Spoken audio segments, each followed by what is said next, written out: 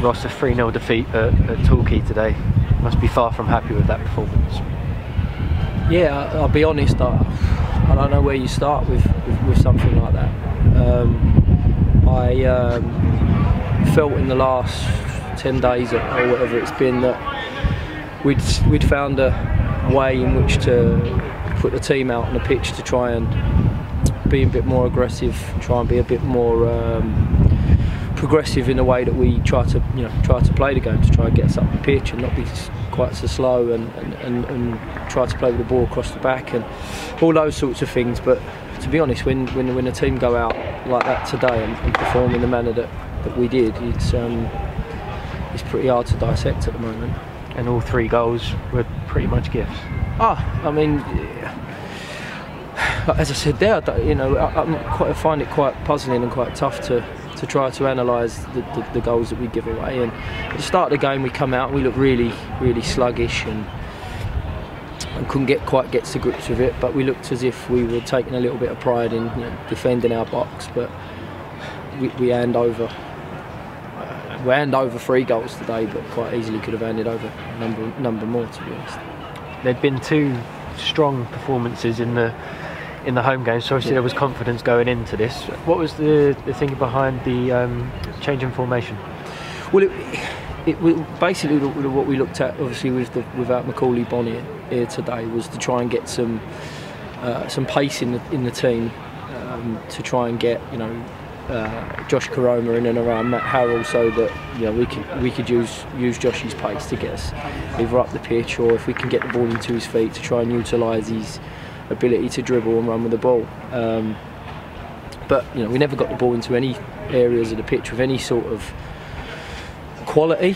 We never really got the ball into any areas of the pitch where we could actually make an impact on the game. So the formation, the personnel becomes almost irrelevant. We did a lot of tactical work earlier on Thursday to try to prepare for today's game, and obviously a lot of that was revolved around having James Brophy in the group. That got withdrawn from us yesterday, so that Josh felt like the most suitable person to replace him with. And then you mentioned about James being recalled. That was a huge blow. Yeah, it's a tough one to take, because James has really imposed himself on the group. He's a really good lad. He's a really good character, and he works really hard every day. And I think the supporters and everybody would have seen in recent times that James has got real qualities and real assets that we felt could make a real impact on not just today, but on the team and on the group. And to have that withdrawn at such a late notice was tough to take. But that James not being here today has got nothing to do with that performance. Not one individual player going in or coming out of that team today can change the way that we did or we didn't impose ourselves on the game, and that's nowhere near acceptable.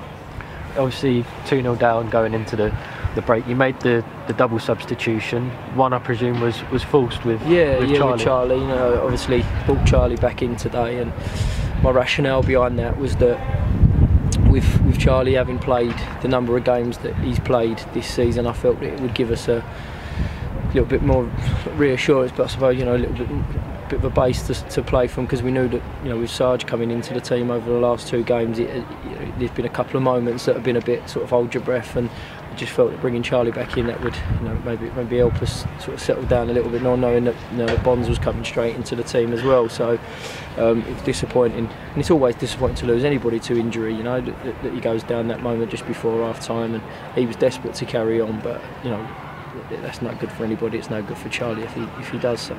And what was the injury for him? I think it was a clash to the shoulder. Obviously the medical department will review that, and then after deciding to bring him off at half time, I had other sort of things on my mind to try and find a way for us to be honest, just to stop the rot a little bit rather than even think about us trying to get back in the game. But by bringing Romy on, we thought we would be able to get him on the front foot. So the actual definition of the injury, I'm not 100% sure at the moment. And then looking at that start of the second half, you've made the substitution. Want to shore it up a little bit, and the 3rd goal straight away. We just hand over another opportunity to score again. And